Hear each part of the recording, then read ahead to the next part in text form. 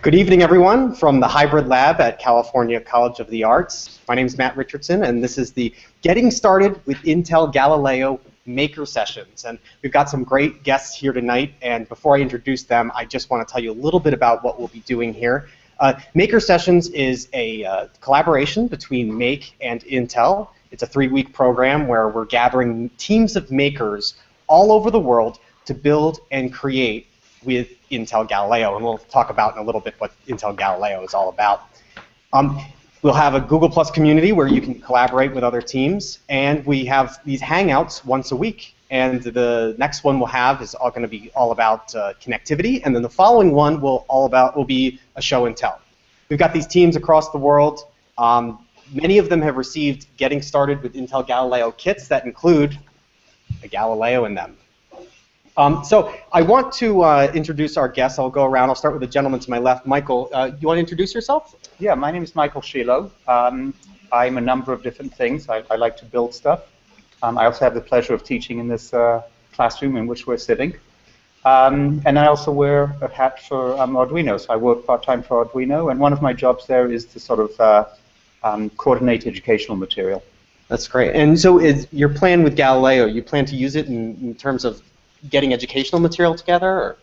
Or? So a lot of what I do is I try to find out from the educators, from teachers who are using Arduino products, what they need, what they want, what they're interested in teaching, and provide that to them. So I haven't yet had much opportunity to find out what they know about Galileo, what they need to know, and what they'd like to build with it. But yeah, that would be the goal. Great. And I also want to introduce Michael from Intel over Hangout. Hi. Hello. Can you tell us about yourself? Sure. So I'm an engineer with Intel, principal engineer, and I work with the developer product division doing technology pathfinding. So basically, I'm supposed to come up with new ideas where Intel should be going next. And so one thing I'm working on is programming models for Internet of Things and Maker stuff.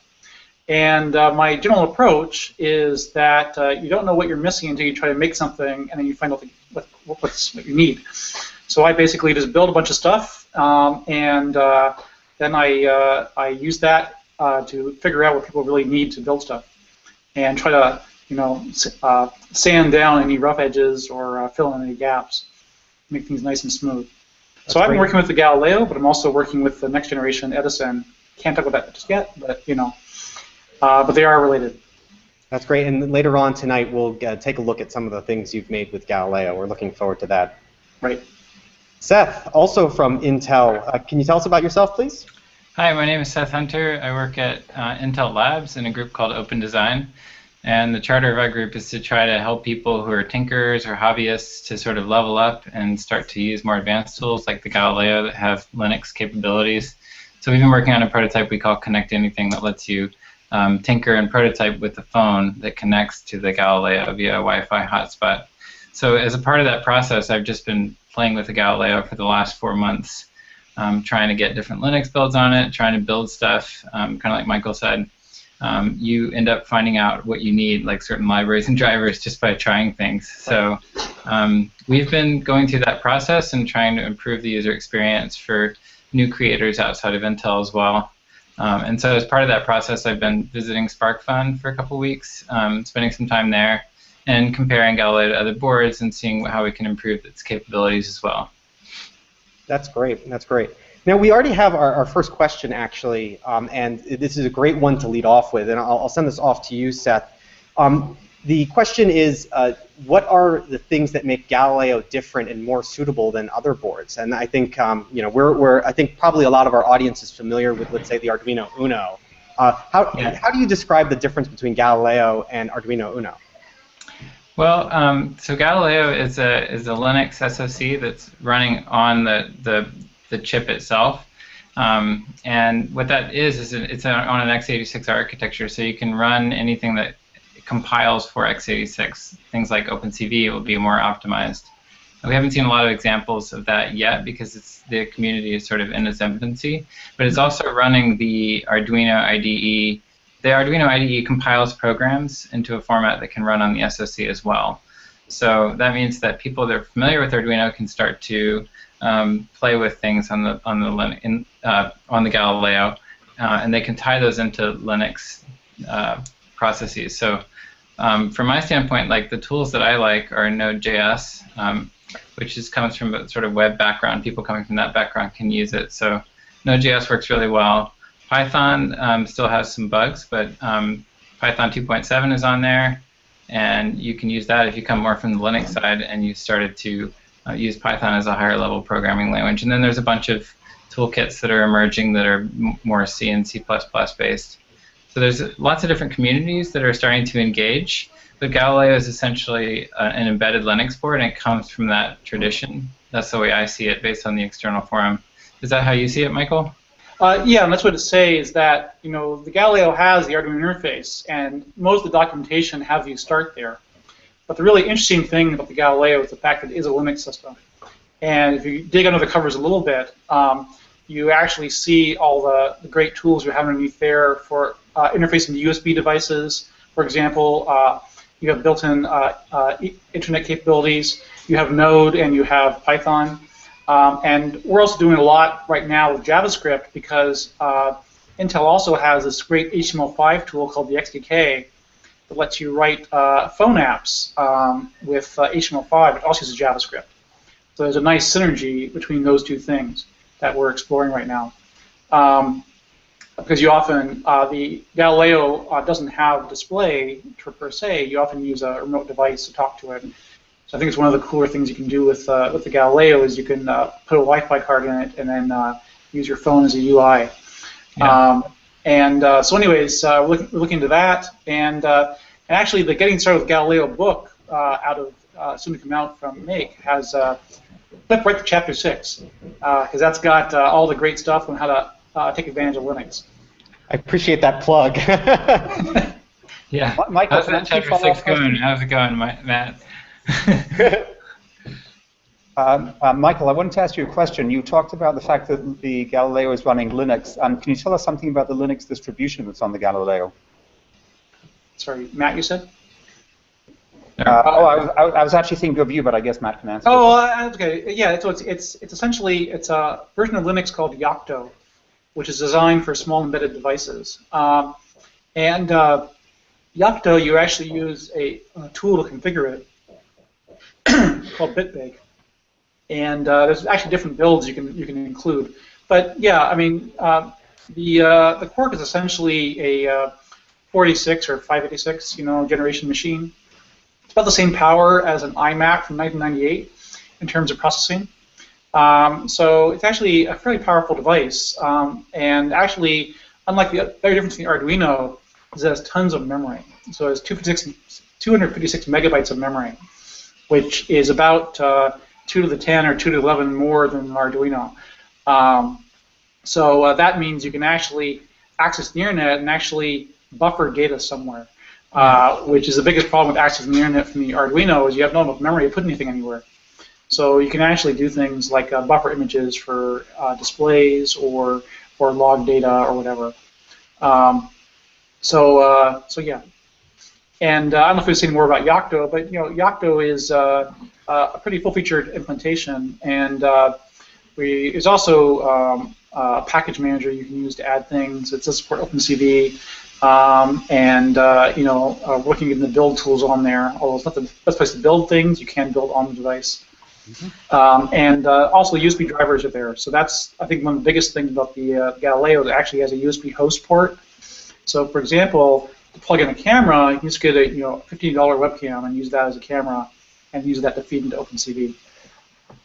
What I thought was most interesting about Galileo when I first used it was that, first of all, it's a Linux board, and I've tried my fair share of Linux boards out there, and what really impressed me was that when I launched the Arduino IDE, the development environment where you write the code, it really just worked. And this was really the first time I've seen a Linux board that has this Arduino-style out-of-box experience, but then also has this deeper level for people who are interested in getting into Linux and getting into the more advanced things. So I think it's a great board for people who really don't know where to begin, but know they want to get into the sort of realm of Linux. Would you agree with that? Yeah, and actually you can access Linux different ways. So you can actually get to it from inside the Arduino environment by using a system call. You can just invoke a shell command right from inside Arduino. You can also call Linux APIs from the Arduino code. And you can also do things like set up named pipes to communicate, let's say, a Python process. Then the other thing you can do, though, is you can also set up telnet or serial port, and you can log into the command line to Linux. And you can actually do that in parallel with your Arduino development, because the Arduino code is to process running to Linux. So actually, a lot of things you can do sort of in parallel with both the Linux side and the Arduino side at once. But you can still start with the Arduino stuff. I wanted to put this link out there. There's another researcher named Dimitri, who he and I were trying to figure out, like, how can we customize the version of Linux that's on the Galileo? Because on the external community, that's what a lot of people are doing. You have a lot of people who come from embedded Linux backgrounds, and they're really interested in just configuring it with things like dev tools or compiling software they've written for it.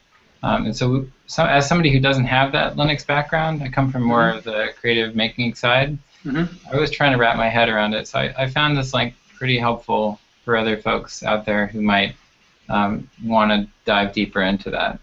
Yeah, and right now there's sort of like a fairly small number of different configurations you can load, but I think that I can see custom builds of Linux being built pretty easily based on the Yocto tools to support different use cases.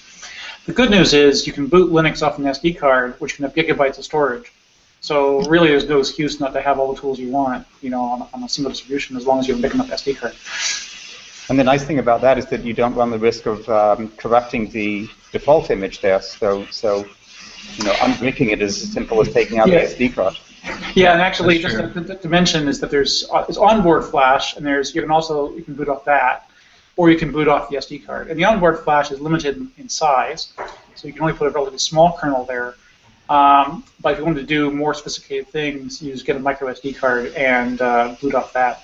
And it can support up to 32 gigabytes SD card, so lots of space. Lots of space. One of the things that I really found fascinating about the Galileo is that from the Arduino IDE point of view, it looks just like an Arduino. So kudos to you for whoever at Intel pulled that off. But it's you really did a great job of that.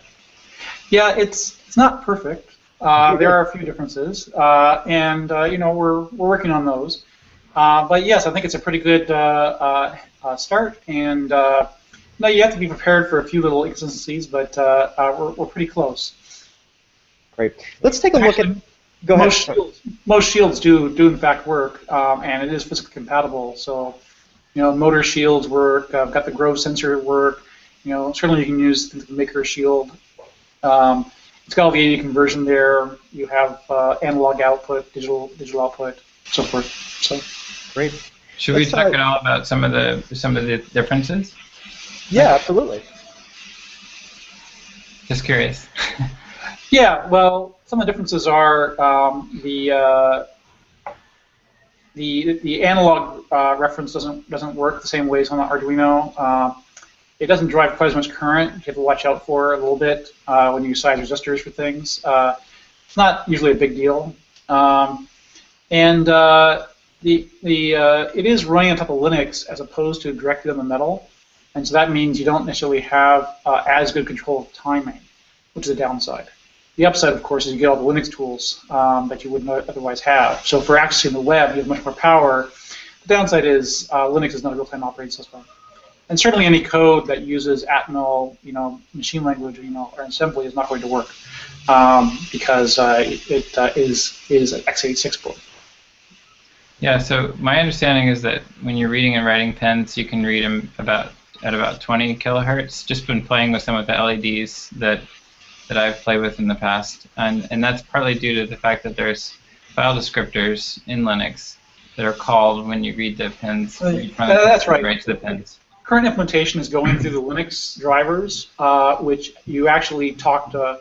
Actually, with the file system, all the IOs are mapped to files in a particular directory, and it goes through that. And so normal, read and write and open and close and ioctl calls are used to talk to the GPIOs.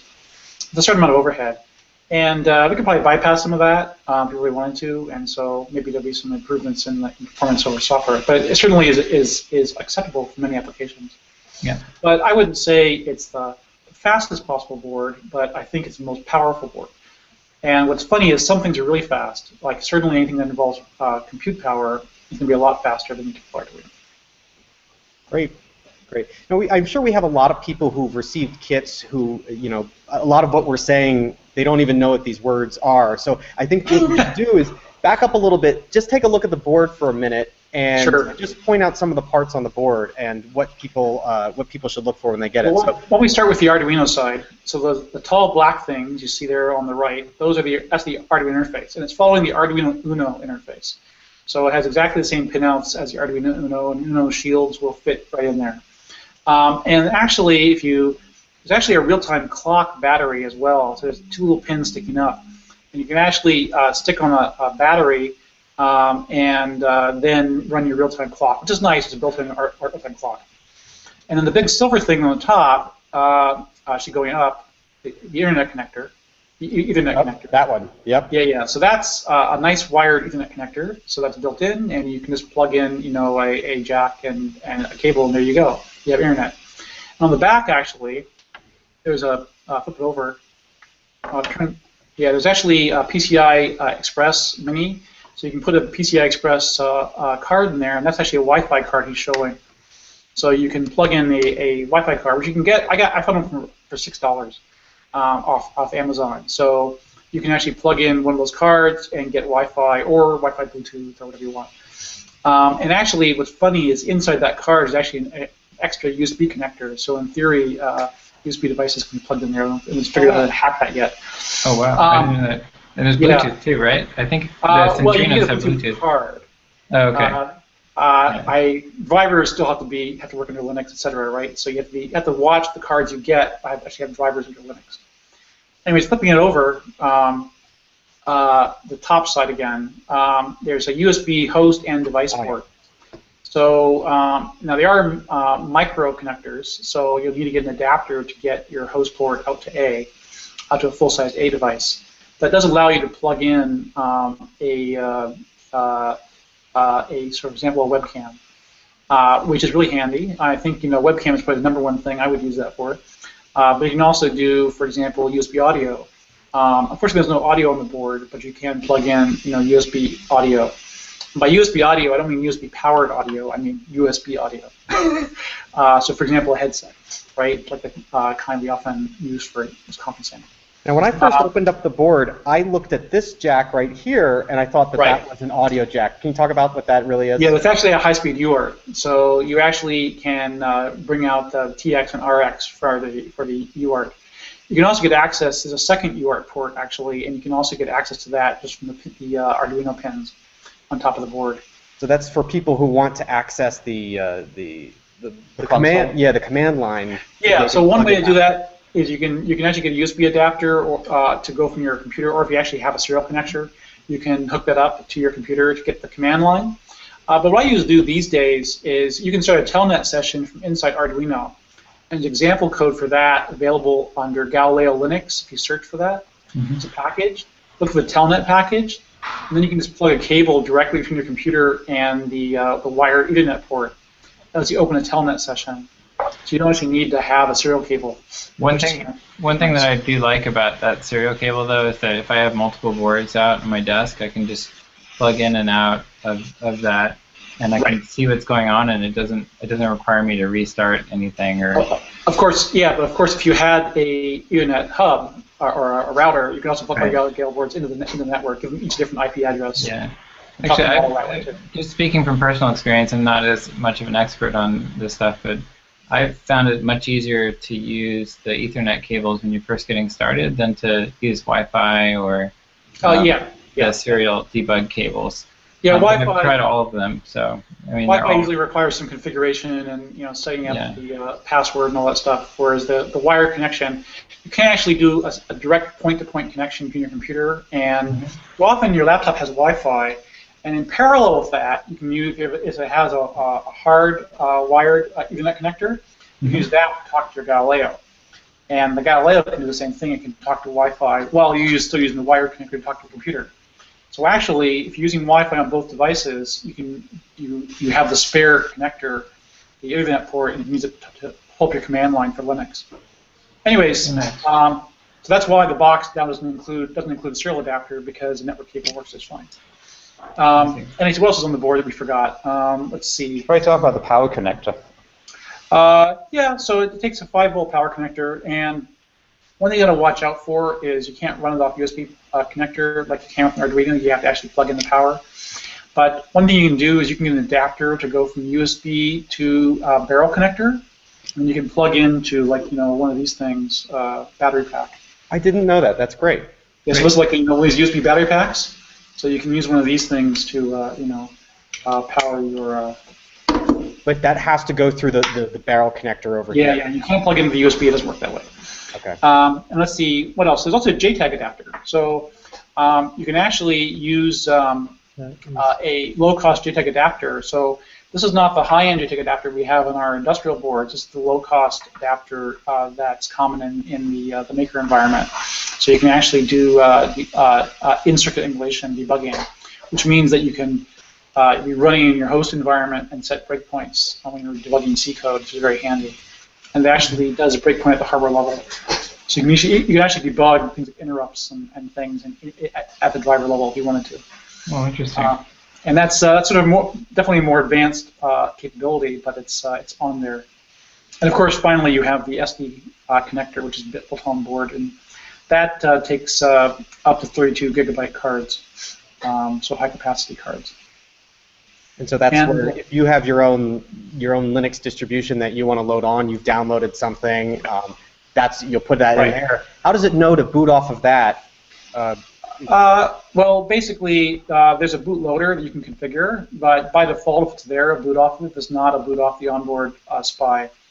So there's an onboard flash. It's quite small, but you can boot off that. And so out of the box, it boots off the onboard one. And if you go out and get a SD card, a micro SD card, then you can load an image onto it.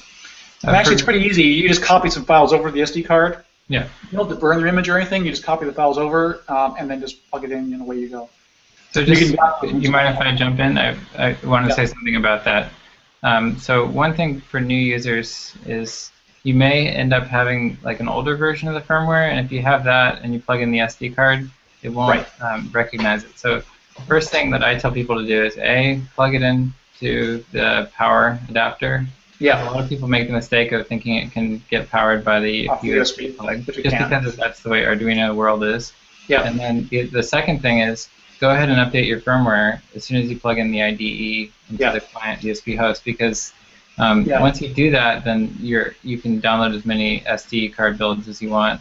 And there's a lot of people out there who are posting their builds now, kind of like the Raspberry Pi community does, sharing them.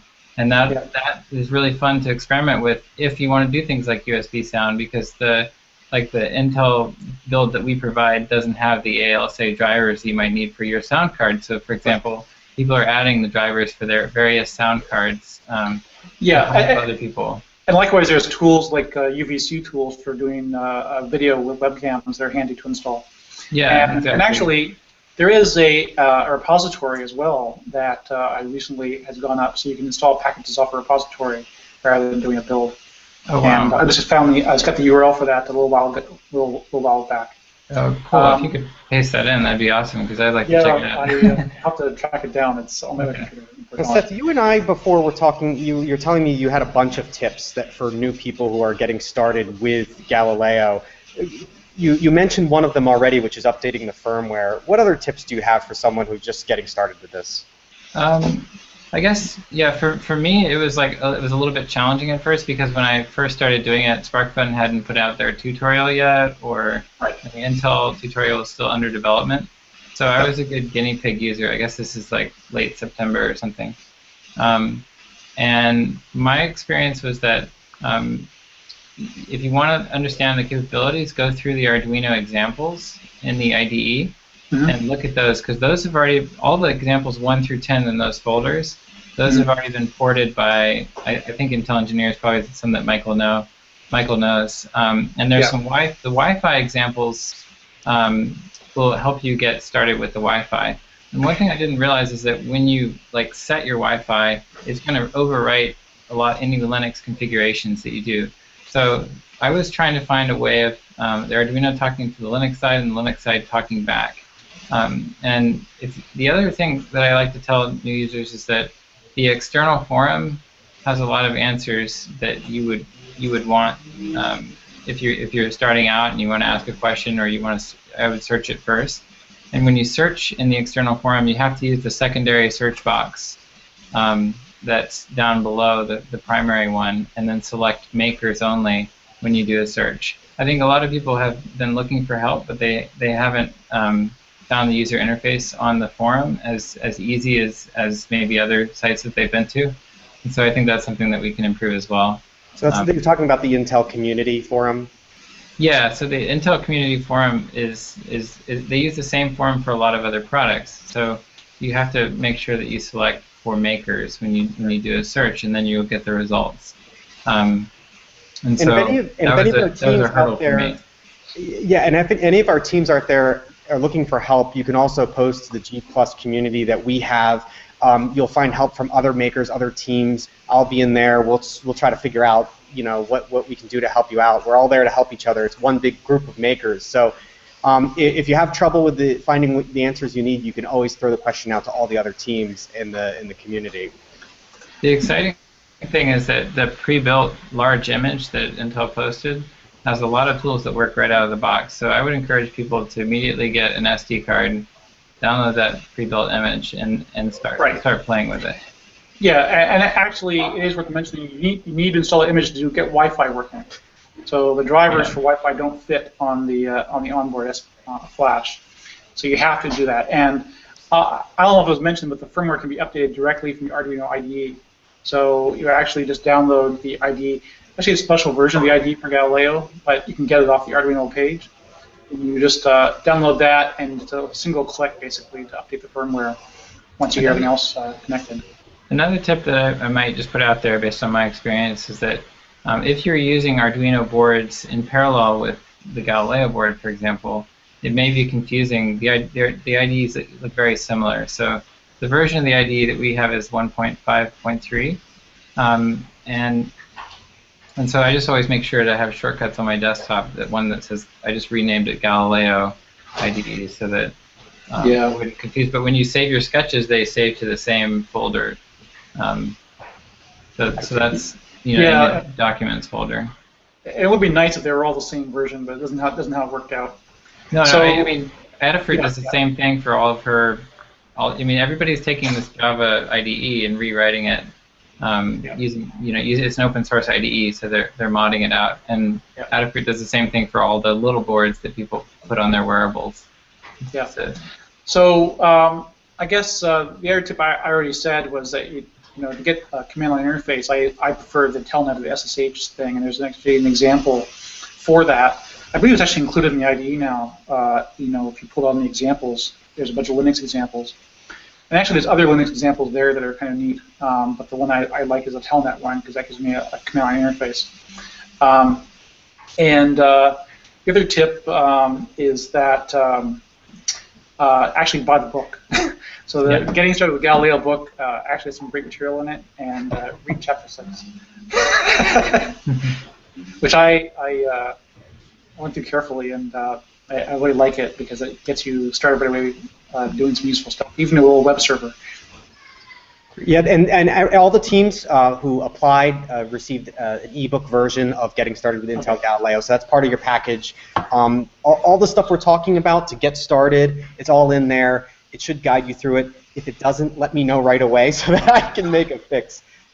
The print edition that I'm holding right here was a preview version that we created a little while ago, and the final print version will be coming out very soon. I think it's going to ship April 5th or so. But you can find that at Maker Shed if you want to get the hard copy. It's also available now as an ebook. Right, and did that ebook version now include the new Chapter 6? Yes. Yes. If you're everyone who's already got the book, they're entitled to an update that includes the chapter, which talks about the internet connectivity and doing a little bit of Linux stuff, and then we even peppered in a few Linux examples earlier in the book because I know people are really eager to dig into that, and that was some of the early feedback we received about it was that people wanted to see what made Galileo special, and so we wanted to make sure we could dive into that as fast as we possibly could without leaving out people who really have never touched the board before. Right. Yeah. So I think if you just stick to the Arduino side of it, kind of missing, 90% of what the board can do. So you really need to look at the Linux side to really use its full power.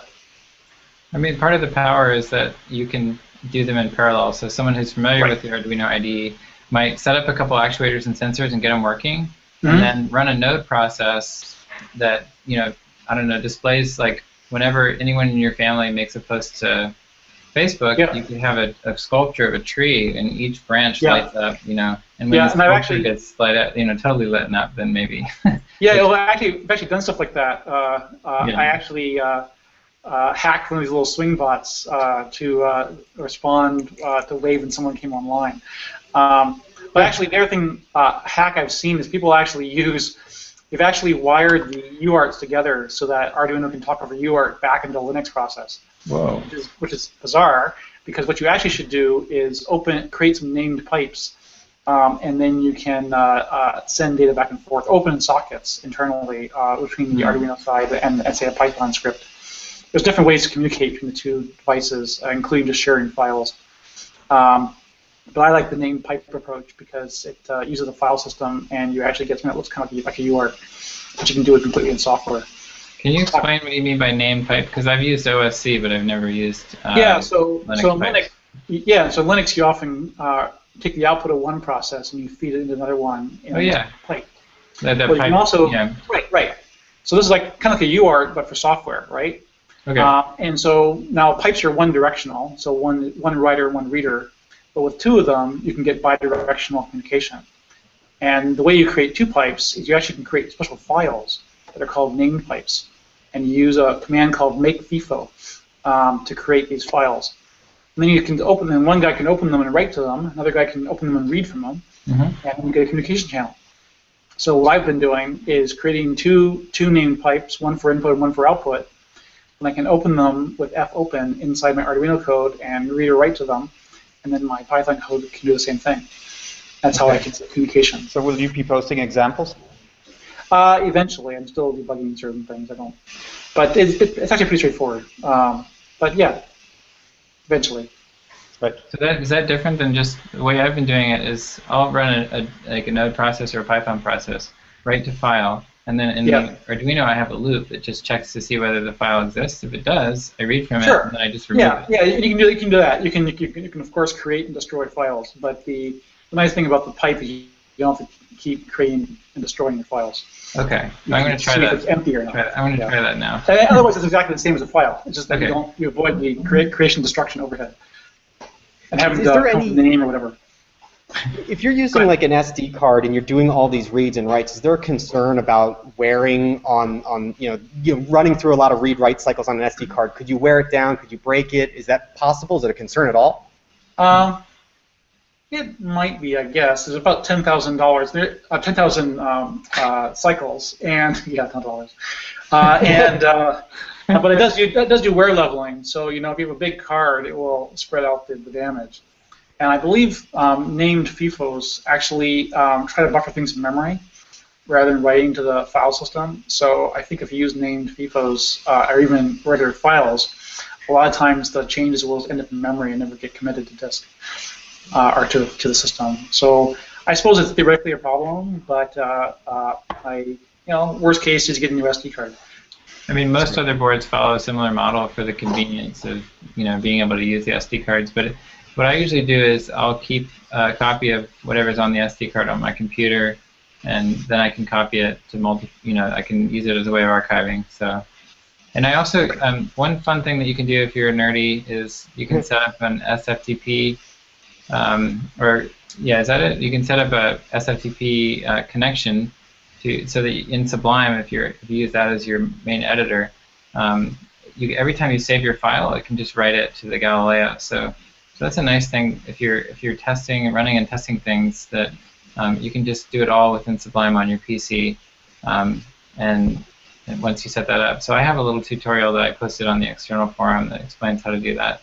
It's great, and we'll get that posted to the G+ community also. That sounds like a great one. I've done something similar with the program Transmit on the Mac, which anytime I save a file, it sends it that's great. Yeah.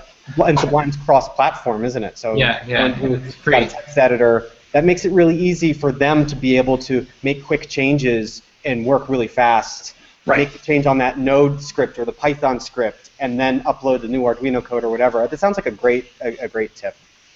Yeah, I think we need to work more on the whole integration stuff. There's lots more to do there in that space, but also open source tools. I think LZH is another option for copy files over SCP. So I wonder if we should, show off some of our projects we've been working on. Yeah, absolutely. I don't have anything with me, unfortunately, because I'm traveling. But you can show us some pictures, right? yeah, I got some pictures. So let's see. I'm going to start with the video, actually, Okay. if I can get it to cooperate here. So, oh wait, sorry, I can't do that just yet. Hold on a second. So if you go. I got to share my screen. Give me a second. I got to do that Okay. first. Give me 1 second here.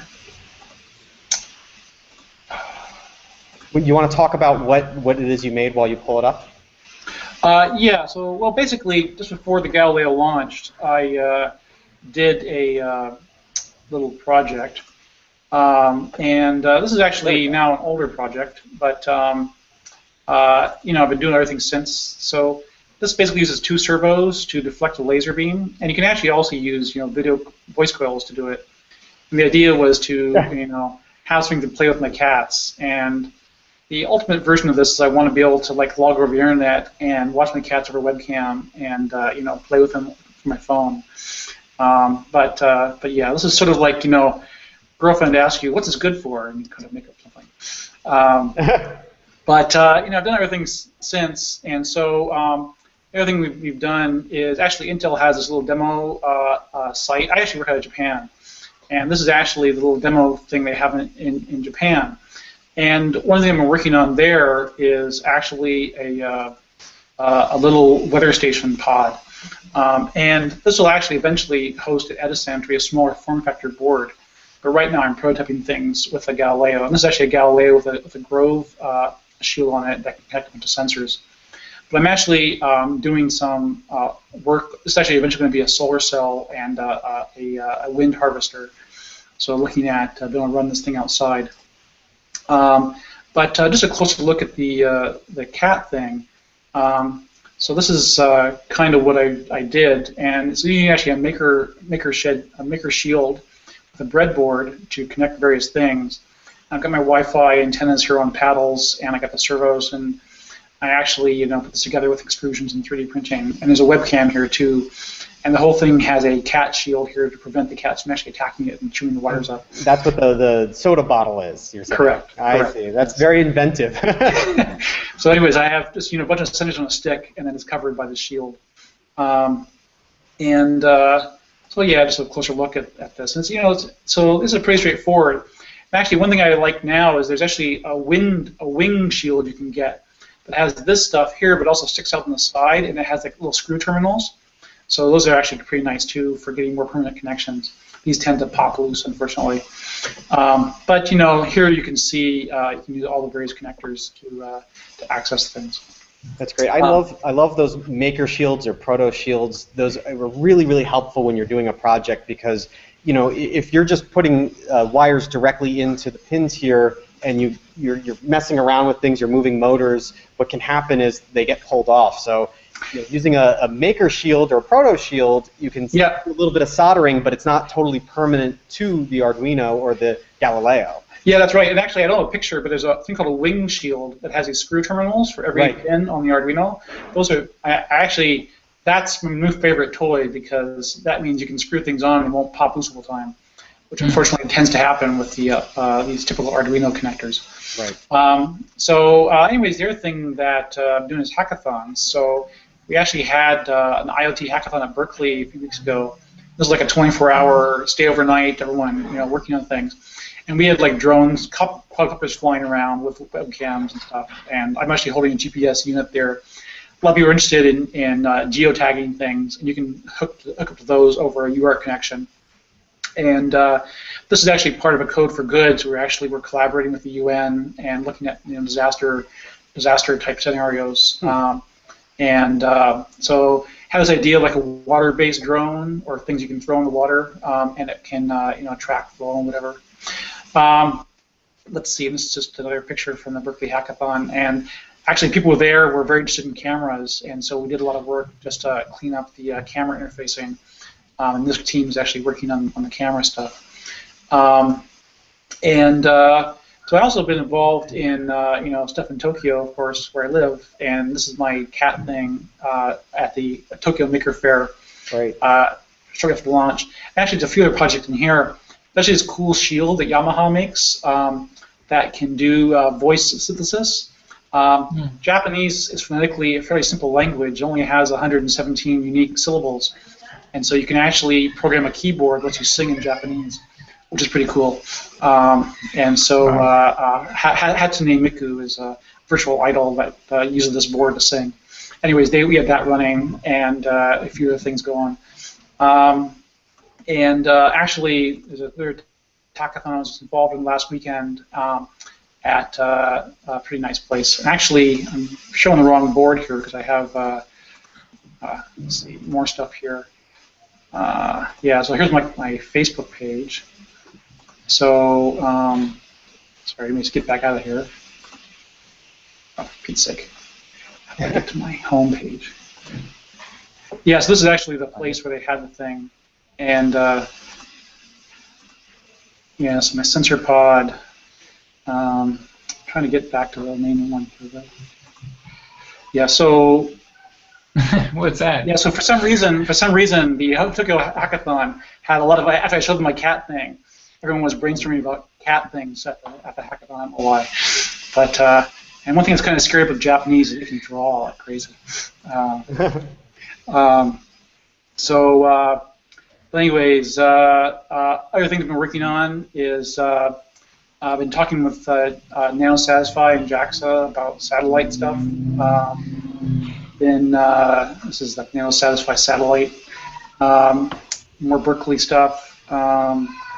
We just did the Edison launch, although we still can't talk about that too much yet, but that's coming. Maybe there'll be Edison maker sessions down the line. I'm hoping, yes. And lots of fun robot things. Let's see. So the other thing I've been working on lately is... what was that big thing with all those wires there? Which big thing? Kind of looked like a heart, maybe. Oh, this is a printer. This is a 3D printer error that I thought was kind of my new mascot. Oh.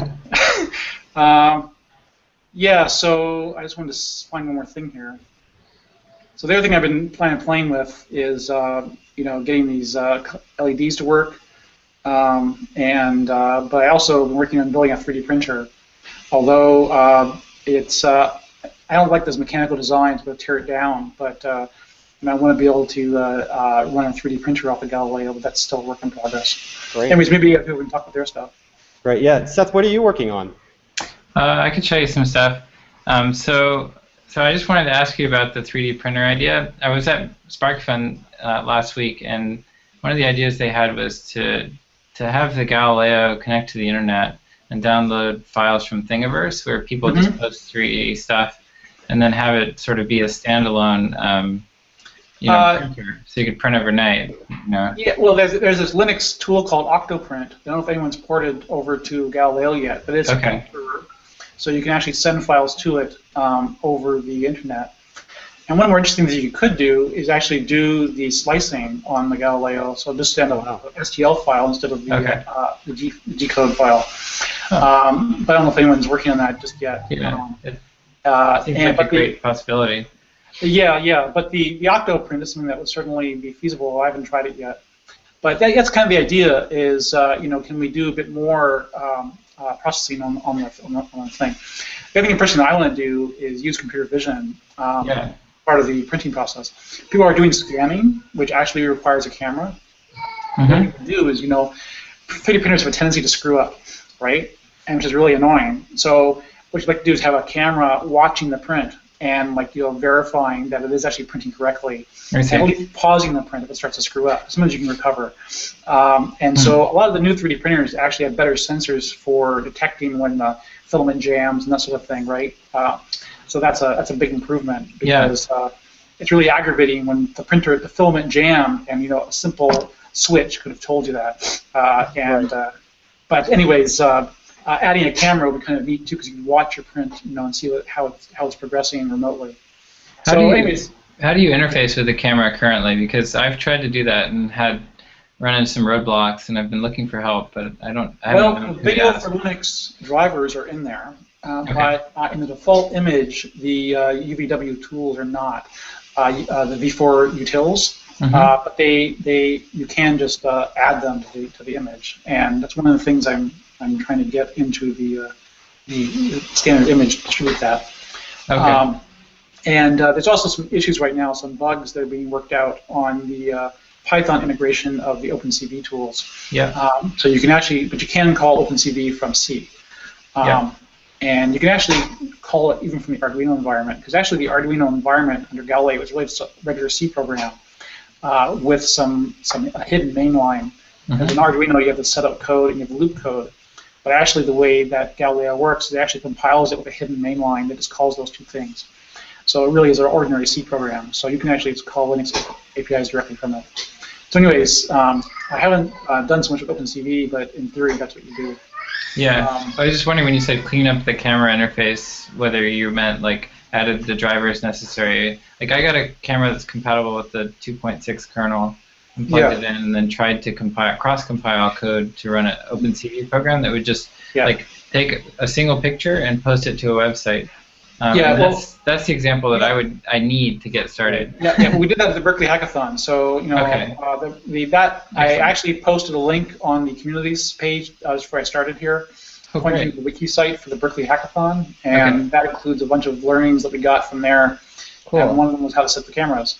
Of course, you also need a compatible camera, so make sure the camera you get has Linux support and so forth. But I'm sure there's a lot of team members who want to use the camera as part of a project, so we'll try to get that link also on the Google Plus community. Yeah, the things that people wanted most were GPS support and camera support. Okay. Actually, interfacing to GPS also requires some annoying string parsing to read back the stuff. And I think someone's working on a library for that. Well, for me, my request is the ALSA library. Doesn't work by so ALSA is the engine behind some of the creative programming languages like Chuck and Super Collider that a lot of people in the maker community have been making musical instruments on with Raspberry Pi. And so, like, what I've been trying to do is use ALSA and compile Chuck for Galileo so that I can invent crazy musical instruments and then attach, capacitive sensors and things like that, so that, I'd like to do something like the Touche guys did from Disney Research with Galileo. So I think there's a lot of interesting possibilities there. And I've been talking to Sergi and Alex, who are pretty active on the external forum, about posting an unofficial version of Linux where a lot of these things are fixed until the official version is available. So there's a lot of activity around that, and that's something that as a new user I'm also trying to navigate. So for the people who are using Galileo for the first time now and they're encountering things that they can't figure out how to do, or there's a feature that they want, is their best bet to go then directly to that external forum, that Intel community you're talking about? Yeah, and that's monitored, and you get requests there. It will, we'll pay attention. Okay. And of course, if you're impatient, you can of course do it yourself, which is the first. That's what most people are trying, which is it's a lot of fun. It's just it's more challenging than debugging Arduino code. Yeah, but someone in the community may have tried it, and that's typically what you do is you see if someone else has solved the problem already. So I can show you a little bit about what our group's up to. So let me try and I'll try and share my screen here. So can everybody see that? Yes, we can see a keynote right now. Okay, I'm going to try and play video. We'll see how it goes. But what we've been working on is something we call Connect Anything. And the idea is that for people who aren't necessarily coders or hardcore, they want to just pull out their phone and connect some sensors and some actuators to the Galileo. They can begin to tinker and just sort of discover some of its capabilities. And what's one of the unique things about the Galileo is that it can host a website. So what you do is you download our build from GitHub, you install it on the SD card, and you put the SD card in the Galileo. Then when the Galileo powers up, you'll see a wireless network called Connect Anything on your phone, and you join that network and you go to cat.com. And once you do that, it's an HTML5 interface that lets you turn the pins on and off and monitor the pins. And we're working now on a second version that lets you create mappings between sensors and actuators. So you can say, if you push this button, turn on these two motors, for example. So I want to just show you quickly like one of the things that we've built with this. Great. And so this is what the UI looks like on your phone. And right now you just touch the pins to toggle them on and off. And so we've been going to design school. Are you showing that on camera or are you showing that on screen? I'm still seeing the keynote. Oh, okay. You don't see the maybe if I escape out of it. There we go. There we go. I see it now. Yeah. Sorry. I guess if I'm full screen, you guys can't see it change. So this is let me see if I can play this video then. We're seeing the fan and the fans in the tablet. Yeah, I was just wondering if it's possible for me to play the video without starting the keynote. If I select it, I think I can play it, but it looks impressive, though. Yeah, it does. Yeah. So I assume the fans spin when you click the button. So. Well, yeah, and we invented a game we call foosball. Yeah. Whooshball, I guess, where you blow a ping pong ball around, and it only took us an hour to build it. Oh, wow. And multiple people can log in and blow the ping pong ball around. And so what we've been trying to do is figure out ways that people can prototype things in an hour or two in intensive workshops at CCA, where you are now. And so we're really excited about the idea of sort of getting people into using the Galileo by harnessing the power of the little computers that are in their pockets to connect to it. Yeah, like I said, I've been doing some stuff with HTML5 and XDK, which we're not quite ready to show yet, but it's coming along. And the other thing I should mention is actually, you mentioned the game. We just had another hackathon I don't have a picture for, but it was at the GDC, which is actually this week. Mm-hmm. And it's called the Awesome Hackathon, and the idea was to build sort of wearable games. And one group actually used Bluetooth proximity to implement a live version of Pac-Man. And they had people running around playing Ghosts and Pac-Man. Oh, wow. And, so it was kind of interesting. Yeah, and that was done over a weekend.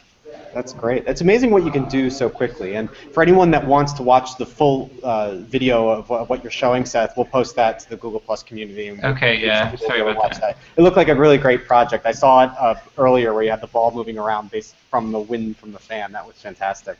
Yeah, and the idea of making a simple way to connect to your phone is really clever. So yeah, so one thing we're doing is posting that code so that if anyone wants to host a website on the Galileo, there's a project called Library Box that I think is kind of interesting for educational communities like you, Matt. I mean, the thing is that with Library Box, you have a little, I guess it uses OpenWRT as the Linux OS, but it basically lets you roll into a classroom and you've got your own wireless hotspot. Everybody can log into it. You can do the same thing with Galileo and prototype with the board at the same time. So I think there's a lot of possibilities to run these Linux utilities, especially things like BusyBox that have a lot of really useful utilities. It's just a matter of identifying what they are and finding the right use case for them. Which brings up a very interesting point, is because Linux is multitasking, you're actually going to run many different daemons doing different services, and still be using the Arduino stuff to prototype with. So it's a multi-purpose device. Matt, can you talk a little bit about that convergence that we talked about on the phone, where you were mentioning people doing things on their PC and people doing things in physical computing? There's this sort of Linux GPIO hybrids that are forming now. I thought that was a very interesting observation on your part. Yeah, when I started making things, I wanted physical interfaces and screen interfaces. I wanted the computer to work together, and I found that I was spending a lot of time writing protocols, just getting one thing to talk to another. And when I started seeing these Linux-based boards come out, I thought, well, you know, if this board is capable of driving a display and reading information from a keyboard or mouse, but it's also capable of doing all these physical things, that means there's going to be a bit of a convergence where perhaps it's processing and Arduino coming together in terms of code. So you've got one big block of code that takes care of all that, drawing on screen, listening to keyboard, mouse, camera, and also listening to physical sensors. I know that in the what's it called, Open Frameworks community, there's a lot of people working on getting that convergence together on the Raspberry Pi, but I think we're going to see that across all boards as well. And it's something I'm really looking forward to. I just so it took me a couple months to get it to Germany, but Arturo Castro, the primary developer of BOA, he has the Galileo now, and we're discussing compiling Open Frameworks on it. I don't know how that's going to go, but it's nice to know that Michael exists, because I may email you for resources if you know anybody that can help us. Great, great. So we're running out of time here, and I want to make sure that we talk a little bit about the space we're in. I want to bring in Andrew Maxwell Parrish. You want to come around and say hello? We're in the hybrid lab at California College of the Arts. Should I unplug and let? Yeah, that'd be great. There you go. Everybody say hi to Andrew. Hi, Andrew. Give him a high five. Oh yeah, high five. High five. All right. So where are we? What's the space all about? So this is the hybrid lab. It's a multidisciplinary space for all of the students here at California College of the Arts. It's essentially a hackerspace within an educational institution. It's allowing all of the students at CCA to explore technology and electronic development from a creative mindset. So we have interaction designers that are creating prototypes in here, industrial designers, architect students. We have fine artists that are coming here exploring kind of what the world of Arduino and technology development can do for their art and design projects. It's great. What kind of projects are you seeing lately? What are people working with a lot? It's really it's a huge range. There's a lot of students that are kind of looking at product development, so creating like one project that's happening right now is it's a helmet that is exploring like using tactile feedback in order to direct a biker along their route. So very pragmatic, practical applications of it. But then there's also very strange conceptual things that are happening here. Just a couple of weeks ago, there was a student that brought in, like the scooter that mall cops ride on, like the standing scooter. Yeah. They bought it off of Craigslist. It wasn't working. They brought it in. We threw it up on the table and got it back up and running. And they're creating a conceptual piece in which they're creating a character that is going to be riding this scooter around. So they're going to deck it out, bring it out. But yeah, it's a really wide range of projects that are coming out of here. And I love how the tools for technology are really so amazingly embraced in the art community, and since early internet art and earlier than that even, the artists were using computers and technology. Yeah. And I feel like now there are a lot of artists out there who are, let's say, combining their own craft with technology. Let's say a sculptor who's making their piece interactive or a little more kinetic. Are you seeing that also? There's a lot of students that are kind of coming from very traditional art disciplines, and one of the nice things about CCA here is all of the reviews happen in kind of this main area. So we have students that see what other students are doing with this technology, and they come up with ideas. So they can look at their ceramic piece and like come up with an idea of exploring that. Or a fashion student sees an interaction designer that's working on a wearable piece, and they see the potential of what they can do with this type of technology for their discipline. So they can come into this lab and get the tools they need and the instruction they need to get their project done. Yeah, so we're fully equipped with all the components, like all the basic resistors and transistors, LEDs, and all of that is made available for you here. But we also have a technology library in which students can check out an Arduino, a wave shield, and a bunch of other things, and try and get their project up and running right away, rather than having to invest the money into the components and have to wait for shipping for it to receive. Right. So they have an idea, they just come in here, and it's up and running as quick as they can. It's an amazing place. Yeah, it really is the kind of place that you get a lot of creative energy around. Also, thank you so much for hosting us. Thank you for telling us about the whole place. I want to thank also Michael Shilo for being here, Michael McCool, and Seth Hunter. Thank you guys so much. For those of you, the teams who are watching, please post your progress in the Google Plus community. Let us know how you're doing. Let us know what you want to work on. If you want to brainstorm a little bit, we're all there to work together. We want to see what you're working on. And of course, at the end of the whole program, we'll have one big show and tell, and I would love to see what everybody is working on. And also, if you run into any trouble, we're all there to help each other out. So until next Thursday, have a wonderful night, and it was great to hang out with all of you. Bye. Bye, everyone. Thanks, everybody.